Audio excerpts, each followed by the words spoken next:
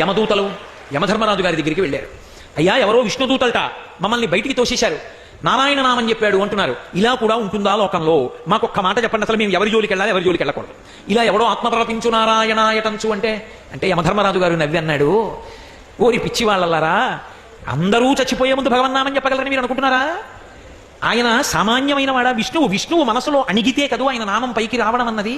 అసలు ఎందుకు అడుగుతాడు? ఆయన సర్వలోకముల యొక్క వ్యాపారములు నిర్వహించేటటువంటి వాడు, అతడొక్కడి మనములోన అణగెడువాడే.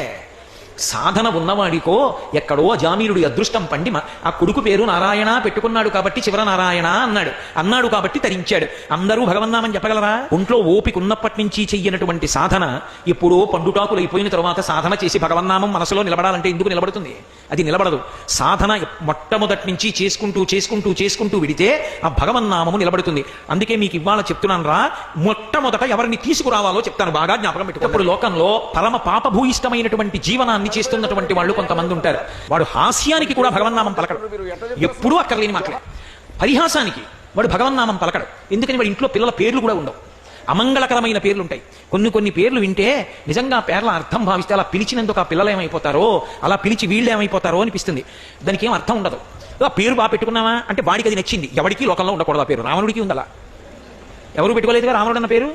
పేరు పెట్టుకోవడం కాదు, పేరు పెట్టి పిలిచినందుకు వాడికి మంచి విభూతి కలగాలి, పిలిచి నువ్వు తరించాలి, ఆ పేరు పెట్టుకోవాలి. అంతేకాని ఎందుకు వచ్చిన పనికి మాలిన పేర్లు? భగవంతుడి పేరు కనీసం హాస్యానికైనా పలకనటువంటి వాడు ఉంటాడు, దుర్భాషితుడు అన్నాడు యమధర్మరాజు గారు. వాడిని ముందు పట్టుకురండి. రెండో వాడు వాడికి ఎప్పుడు పనిలే, వాడికి ఎప్పుడు ఖాళీ ఉండదు. ఎప్పుడు బతికున్నంత కాలం వెళ్ళను, సంపాదించను, తేను, బ్యాంకులో వేయను, తిన్నో, పడుకోను, మళ్ళీ తిరగను, తీసుకొస్తుంటాను. వాడికి భగవత్ కార్యానికి ఖాళీ ఉండదు. ఎందుకు? ఆ మనుష్య జన్మ. సంపాదించద్దని లోకం అనలేదు, సంపాదించవలసిందే. కానీ ఇంక అదే కార్యక్రమమా? నీ జీవితం ఏమైపోతుంది? జీవుడు ఏమైపోతాడు? రేపు పొద్దున వెళ్ళిపోయాక పని చేసుకుంటారు. కడుపుని ఎంతమంది పుట్టారో అంతమంది పెట్టి భగించేస్తారు. నువ్వు జీవుడు ఏమైపోతాడు?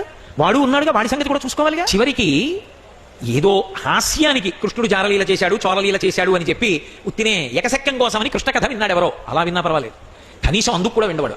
అది వినేది ఏమిటండి అంటాడు. అలాంటివన్నీ ముందు తీసుకురండి.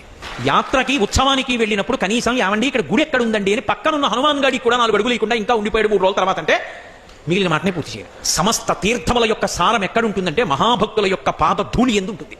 అటువంటి వారి పాదాలకి నమస్కరించడానికి అహం అడ్డొచ్చి నిటారుగా తాటి చెట్టులా నిలబడేవాడు ఎవడుంటాడో వాడికి మేము వాడి వాళ్ళమండి అని గర్వంగా చెప్పుకునే వాళ్ళు ఎవరున్నారో వారి చేరిన వారి అలాంటి వాళ్ళ చుట్టూ చేరిన వాళ్ళని తొలుత కట్టి తెండు దూతలారా వాళ్ళ కళ్ళ భూమి మీద ముందు కట్టి తెచ్చేయి. ఎవరు భగవంతుని మీద భక్తియే ముక్తియోగమని నమ్మి బతుకుతుంటారో అలాంటి వాళ్ళ జోలికి వెళ్ళవద్దు. భగవంతుని యొక్క భక్తులతో నిరంతరము మాట్లాడడం కూడా మహాభాగ్యం. అజామీనుడు అదే చెప్పాడు చిట్ట చివర, హరిభక్తులతో మాటలు ధరనెన్నడు చెడని పుణ్య ధనముల మూటల్